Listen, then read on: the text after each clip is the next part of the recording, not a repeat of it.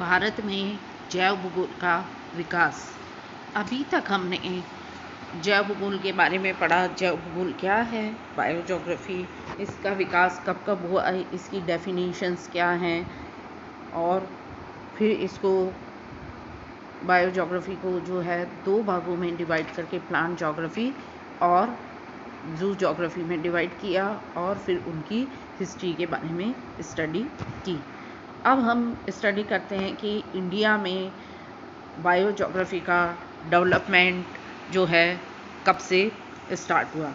1929 में अ vegetation and external factors नामक एक रिसर्च पेपर पब्लिश हुआ, जो कि एसपी आगरकर ने पब्लिश किया था। इन्होंने इसके अंतर्गत ये बताया कि पौधों के विकास में वातावरण का क्या योगदान होता है। 1959 में जे.एल. मूत्रा ने भौगोलिक विभिन्नता के आधार पर पौधों का जो है पौधों के ग्रुप्स बनाए, उसको क्लासिफाई किया। 1936 में H.G. चैंपियन ने अपना जो पेपर है वो पब्लिश किया। वो था preliminary surveying of the forest type of India and Burma. इसमें भारत और बर्मा में पाए जाने वाले वनों का वर्गीकरण किया, और इस वर्गीकरण का आधार जो था वो जलवायु प्रदेश थे।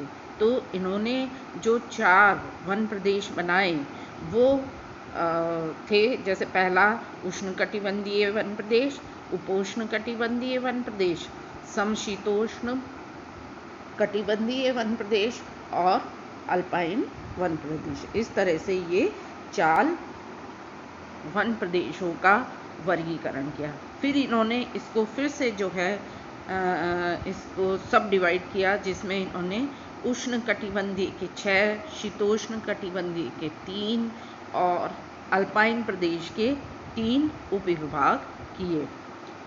इसी तरह से 1960 में एस पुरी ने अपनी बुक इंडियन फॉरेस्ट इकोलॉजी के अंतर्गत 10 जो है वनस्पति प्रदेशों को बताया, जिसमें था पहला पूर्वी हिमालय, दूसरा पश्चिमी हिमालय, तीसरा असम, चौथा गंगा मैदान,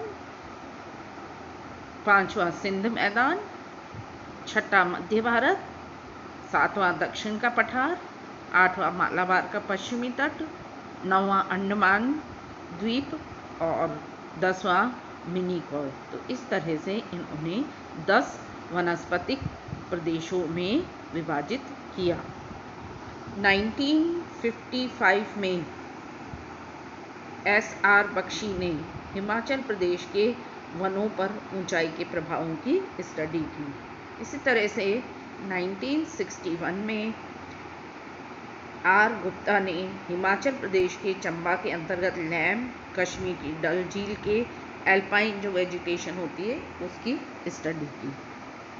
1954 में S.R. वॉर ने हिमाचल प्रदेश के वनों का पारिस्थितिकीय आधार पर वर्णन किया।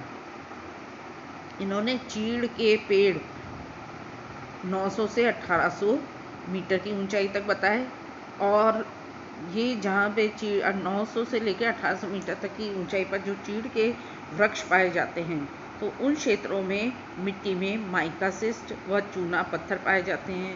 देवदार के वृक्ष 1500 से 2400 मीटर की ऊंचाई पर बताए, जहाँ पर मिट्टी में माइकासिस्ट, सिलिका और ग्रेनाइट पाए जाते। तो इन्होंने मिट्टी के आधार पर जो है प्लांट्स को जो है अलग अलग हाइट पे जो है क्लासिफाई किया। इसी तरह से जसवीर सिंह ने 1962 में पंजाब में हिमालय के वनों को 2 भागों में बांटा, पहला कोणधारी वन और दूसरा चौड़ी पत्ती वाले वन। H.D. रॉय ने सन 1961 में दार्जिलिंग के हिमालय वनों का जो है स्टडी की और उनको 3 भागों में बांटा। शुष्क, पहला था शुष्क मिश्रित वन, दूसरा आर्द्र मिश्रित वन और तीसरा साल वन।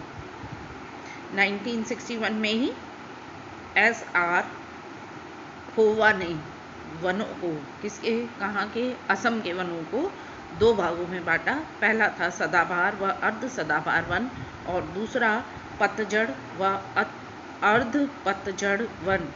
1961 में इसी तरह से आर.पी. पटेल ने सुंदरवन का अध्ययन किया। आर.पी. शर्मा ने 1965 में राजस्थान के वनों का अध्ययन किया और बताया कि यहाँ पर राजस्थान में मुख्यतः झाड़ी व सदाबहार घासें पाई जाती हैं, क्योंकि अरावली के निकट जहाँ पर की रेत उपजाऊ और उत्पादक होती है, वर्षा भी होती है, वहाँ तो बड़े बड़े पेड़ पाए जाते हैं। अरावली पर्वत के ढालों पर पतझड़ वन भी पाए जाते हैं। C.R. कासिन ने दक्षिण के पठार के वनों का अध्ययन किया और इनका अध्ययन क्षेत्र जो था वो था सतपुड़ा की पहाड़ियाँ थी। यहाँ के वनों को इन्होंने 2 भागों में विभाजित किया। पहला मरुद्भिद, दूसरा शुष्क वन। 1960 में R.K. चोपड़ा ने पश्चिम घाट के वनों का और 1960 में ही C.M. माथुर ने राजस्थान के वनों का, J.K. महेश्वरी ने मध्य प्रदेश के वनों का, B.M. सिन्हा ने 1948 में उड़ीसा के वनों का, R.B. मुखर्जी ने उत्तर प्रदेश के वनों का अध्ययन किया। इसी तरह से योगदान H.S. माथुर ने, जिनकी बुक एसेंशियल ऑफ बायोजोग्राफी 1988 में पब्लिश हुई थी, उन्होंने जैव भूगोल को, बायोजोग्राफी को जो है सुव्यवस्थित और विस्तार ढंग से जो है पब्लिश किया। और इनके जो है इस क्षेत्र में, बायोजोग्राफी के क्षेत्र में कई रिसर्च पेपर जो है और कई स्टडीज़ जो है पब्लिश हुई। इसी तरह से R.N. मिश्रा, इन्होंने भी जो है राजस्थान यूनिवर्सिटी में कई इस पर जो है रिसर्च करवाए और किए गए। तो ये जो है हमारे इंडिया में इन जोग्राफर की वजह से जो है बायोजोग्राफी का विकास हुआ। Thank you.